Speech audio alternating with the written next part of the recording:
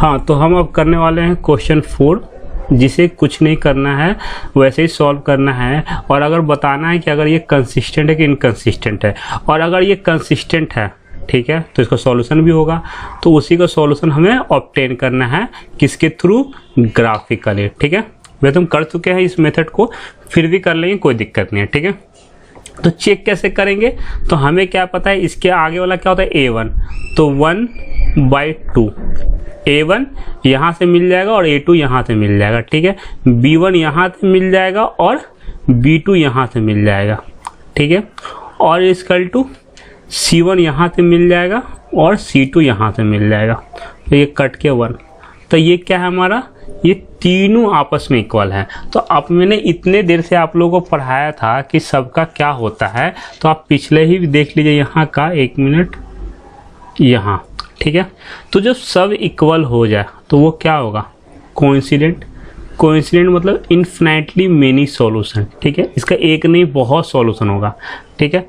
तो कौन सा क्वेश्चन करते हैं? हाँ, तो यहाँ पे हमारा क्या हो गया? ये कौन से कैटेगरी को फॉलो कर रहा है? A1। अब ऐसे भी एक तरीका और है निकालने का कि जैसे हमारा ये इक्वेशन दिया हुआ है, ठीक है, तो इसमें से 2 कॉमन ले लेंगे इस वाले इक्वेशन में, तो x + y = 5 आ जाएगा और ये हमारा था ही। तो दोनों हमारा सेम है, ठीक है। जब दोनों हमारा सेम है तो इसका जो ग्राफ बनेगा वो कैसा बनेगा? तो ग्राफ जो बनेगा वो हमारा बनेगा ऐसा और ऐसा, और इसके ऊपर एक लाइन बनेगा और दूसरा लाइन भी कोइंसिडेंट ही करेगा, ठीक है। तो हम देखना चाहते हैं सर कैसे करेगा, ठीक है। तो कोई नहीं, डाटा, अब डाटा अगर हम फिल करना चाहें तो देख लेते हैं। ये हो गया, ठीक है। अब कहने का मतलब एक हम इसका बॉक्स बनेगा, दोनों में से किसी का ही बना लो, एक बॉक्स बनेगा, सिंपल सा एक बॉक्स हमने बना लिया, ठीक है। यहाँ 3 वैल्यू हम लेने की कोशिश करेंगे, x और y। करना क्या है, एक y को अकेला कर दो, तो y क्या हो जाएगा? 5 मिनट, हाँ, y = क्या हो जाएगा? 5 - x। तो अगर x को अगर हम 4 रखते हैं तो y 1 हो जाएगा, ठीक है। अगर x को हम 3 रखते हैं तो y 2 हो जाएगा, सॉरी, इसका 1 हो जाएगा, इसका 2 हो जाएगा। और x को अगर हम 2 रखते हैं तो ये हमारा 3 हो जाएगा, ठीक है। ये 3 डाटा मिल गया, इतना इनफ है, ठीक है। इसके लिए फिर क्या करेंगे, हम एक अच्छा सा प्यारा सा ग्राफ ले लेते हैं, ठीक है। ग्राफ नहीं सिलेक्ट हुआ,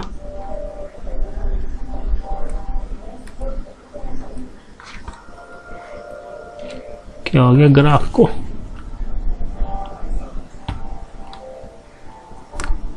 ठीक है,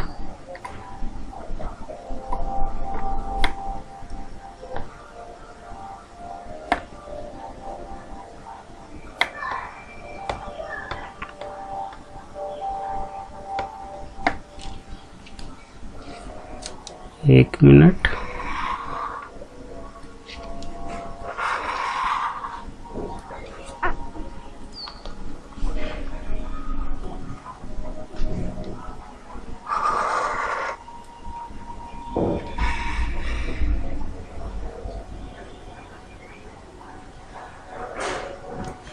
ठीक है, यहाँ हो गया, ठीक है।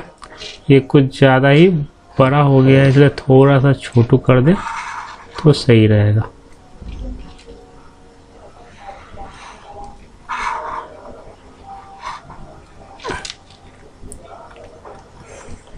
ठीक है, यहाँ आ गया, बस हमें थोड़ा डाटा दिखना चाहिए, बस यहाँ दिख रहा है।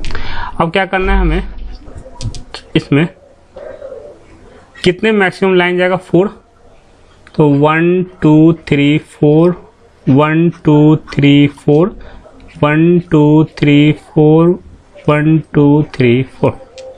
अब क्या है हमारा कि x की वैल्यू कितनी है?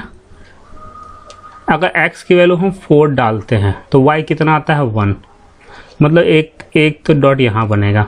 x की वैल्यू हम 3 डालते हैं तो ये कितना आता है हमारा? 2, तो एक लाइन हमारा यहाँ बनेगा, ठीक है। अब x की वैल्यू हम 2 डालते हैं तो y कितना बनेगा? 3, तो ये कितना बनता है यहाँ, ठीक है, ये बन गया। अब बताइए कि हमारा दोनों का तो डाटा सेम ही डलाएगा ना, अगर इसमें इसका डाटा बनाएंगे तो यही चार्ट बनेगा, इसका बनाएंगे तो यही बनेगा। तो यहाँ पे जो एक लाइन होगा ये, ठीक है, तो दूसरा लाइन जो चलेगा, दूसरा लाइन भी चलेगा, वो भी तो इस पे ही चलेगा ना, इसीलिए तो बोलते हैं कोइंसिडेंट लाइन बना है। ठीक है, यही है इसका इन्फिनिटली मेनी सॉल्यूशन। चार यहाँ पे ये सारा सॉल्यूशन तो है, क्योंकि लाइन सॉल्यूशन क्या होता है, एक लाइन दूसरे को कट करे, यहाँ तो बेचारा एक पे दूसरा ही लाइक कर रहा है। ठीक है, तो इसलिए इन्फिनिटली मेनी सॉल्यूशन हो गया। ठीक है, ये करके चेक करें, ये क्या हमारा, ये क्या हो जाएगा हमारा, ये हमारा 1/3, दूसरा -1/-3, और तीसरा हो जाएगा हमारा -8/-16, क्योंकि हम 16 को इधर शिफ्ट करेंगे तो हो जाएगा। ठीक है, तो ये कट जाएगा, तो ये 1/2 हो जाएगा, तो ये तो हम लेंगे नहीं, और ये कट जाएगा। ठीक है, तो हम हाँ, तो ये हमारा क्या हो जाएगा, ये और ये इक्वल हो जाएगा। तो ये केस हमने यहाँ पे देख सकते हैं आपको बार बार कि जब हमारे ये दोनों इक्वल हो जाए और तीसरा इक्वल ना हो तो वो पैरेलल होता है, नो सॉल्यूशन। ठीक है, तो नो सॉल्यूशन होगा, सॉरी, जब नो सॉल्यूशन होगा तो किस में आ जाएगा, वो इनकंसिस्टेंट कैटेगरी में आ जाएगा। सिंपल से देख सकते हैं, जहाँ पे हमारा सॉल्यूशन नहीं देगा वो हमारा इंस्टेंट कैटेगरी में आ जाएगा। ठीक है, तो सॉरी यहाँ पे ये हमारा क्वेश्चन गलत लिखा गया है, ये हमारा 4 है। ठीक है, 4 का सेकंड इनकंसिस्टेंट में आता है। ठीक है, चलते हैं नेक्स्ट क्वेश्चन की तरफ, इसको देख लेते हैं। ये क्या बोल रहा है कि 2/4 इक्वल टू 1/-2 इक्वल टू -6/-4। तो यहाँ तो जाना ही नहीं है, जब यहीं पे क्लियर कर दिया कि एक सॉल्यूशन होगा। ठीक है, क्योंकि ये क्या है, यूनिक सॉल्यूशन देगा, इंटरसेक्ट कर रहा है ना, ये बार बार देखना चाहो तो देख लो। ये हमारा यहाँ का है, कहाँ गया, सॉरी यहाँ कट गया, यहाँ का है। ठीक है, तो इंटरसेक्टेड यूनिक सॉल्यूशन है, और जब सॉल्यूशन दे रहा है तो फिर किस कैटेगरी में आएगा, कंसिस्टेंट में आएगा। तो इसका ग्राफिकली हमें क्या करना है, ये ऑब्टेन करना है। ठीक है, तो हम देखना चाहेंगे तो दो ग्राफ है हमारा, एक हमारा क्या टेबल बनेगा, दो टेबल बनेगा, x + y इक्वल टू 6, तो y इक्वल टू हो जाएगा 6 - 2x।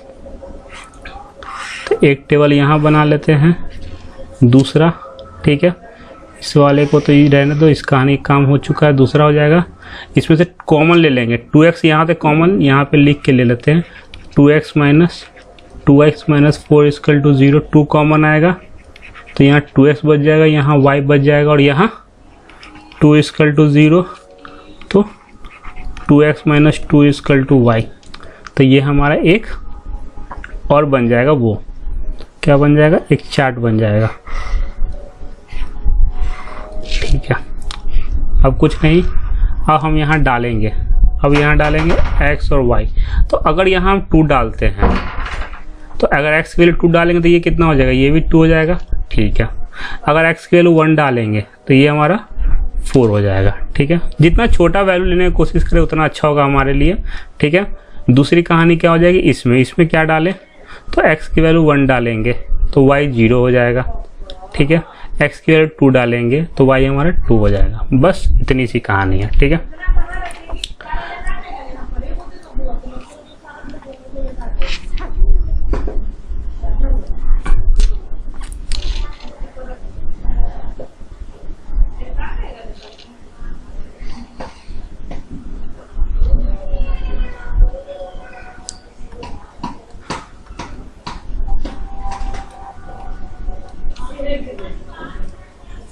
ठीक है, उसके बाद अपना इसमें जो है क्या है, x कितना मैक्सिमम 4 तक गया हुआ था, 1 2 3 4, 1 2 3 4, 1 2 3 4, 1 2 3 4। ठीक है,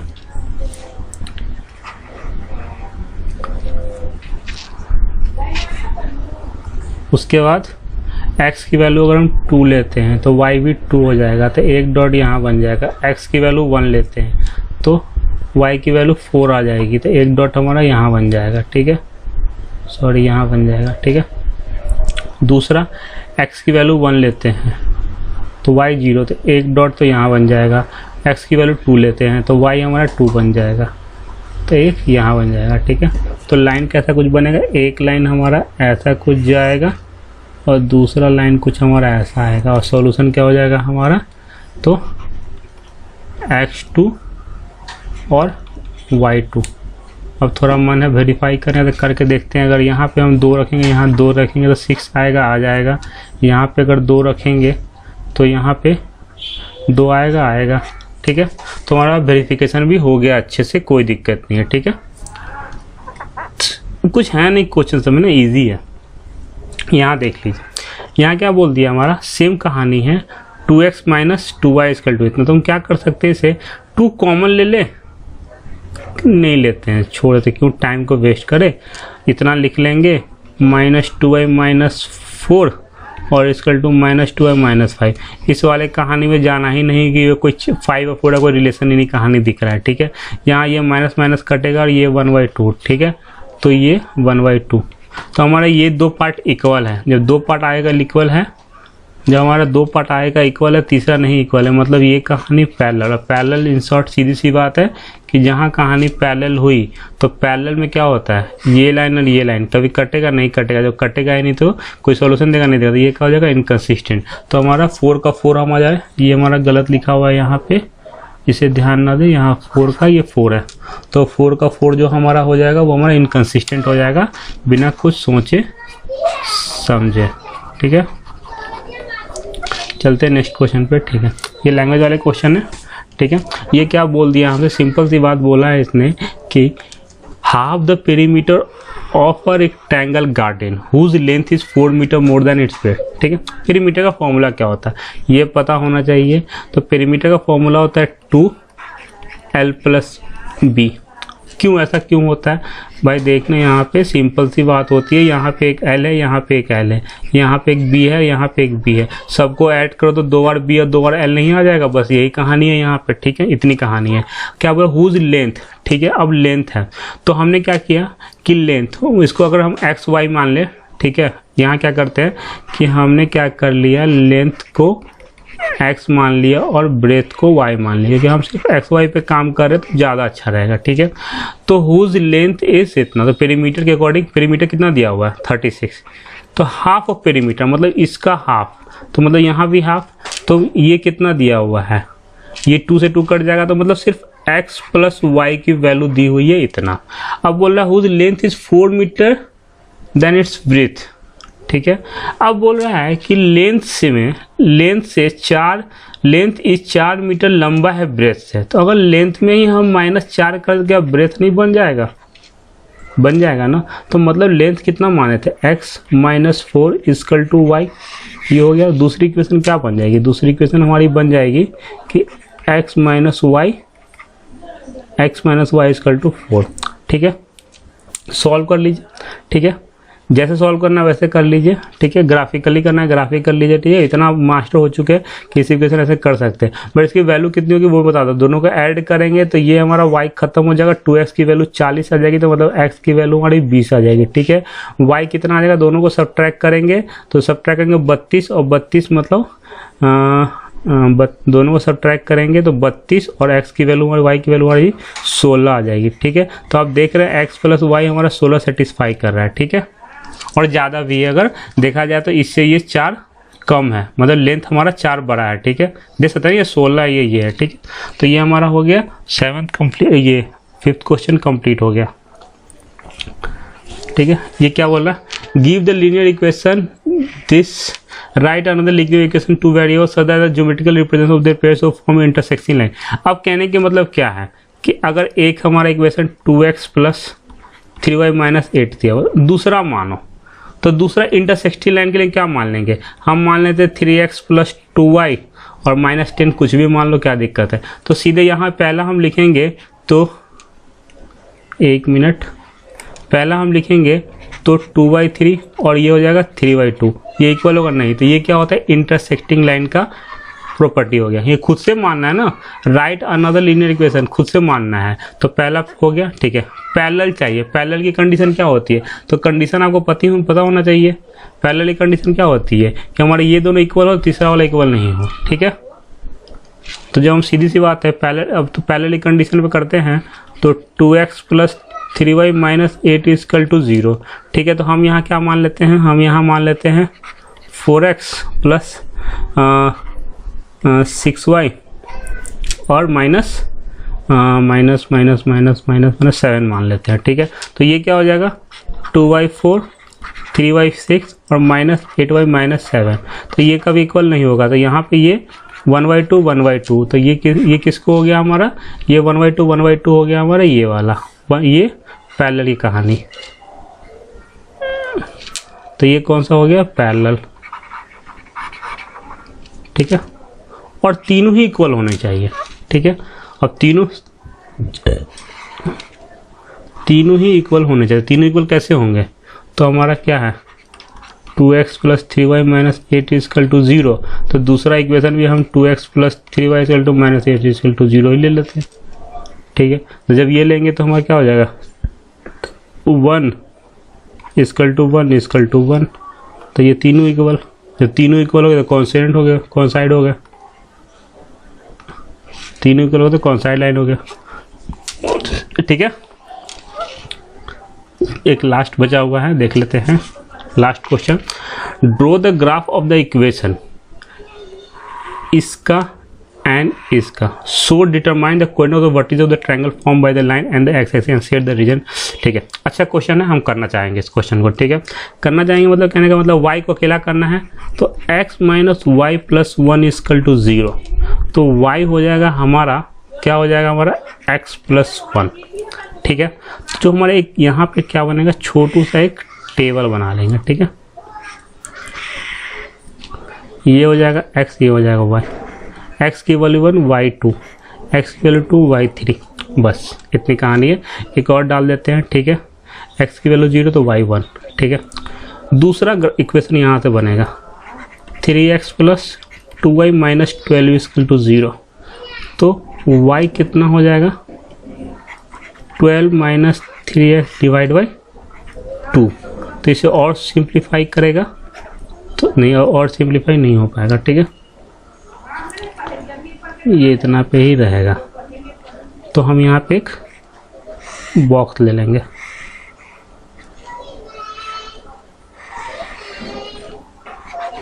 एक्स और वाई, ठीक है। एक्स और वाई, एक्स की वैल्यू क्या है, एक्स की वैल्यू अगर हम 0 देते हैं, जब x की वैल्यू हम जैसे ही 0 देंगे तो ये कितना हो जाएगा हमारा 6, ठीक है। x की वैल्यू हम देंगे, x की वैल्यू 0 देंगे तो ये 6 हो जाएगा। x की वैल्यू अगर हम 2 देते हैं तो ये 3 हो जाएगा, ठीक है। और x की वैल्यू यहाँ पे हम 1 नहीं देंगे, 45 हो जाएगा।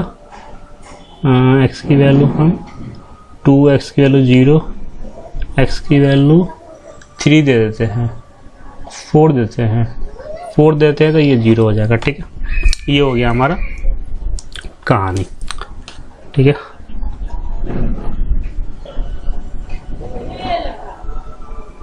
मेन हमारा अच्छे से इसको लाना है। और हमें क्या बनाना है, एक बनाना है ग्राफ, ठीक है। ये क्वेश्चन को अच्छे से समझे, ये क्वेश्चन एग्जाम में आते हैं और अच्छे नंबर में आते हैं, ठीक है।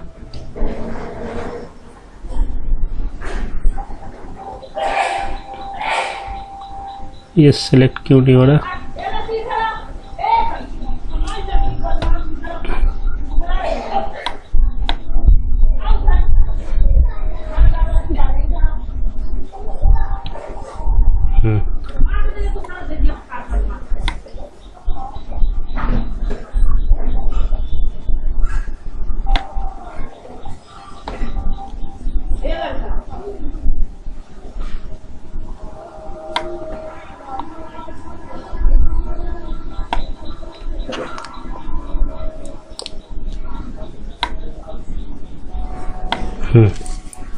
यहाँ पे आ गया।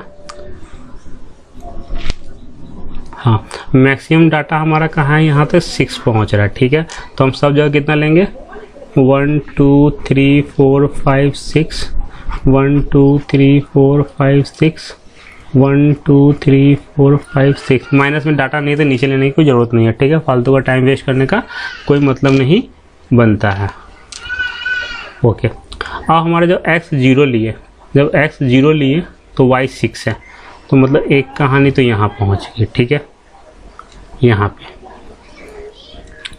दूसरा x 2 लिए, x 2 लिए तो y 3, तो दूसरी कहानी यहाँ पहुँच गई।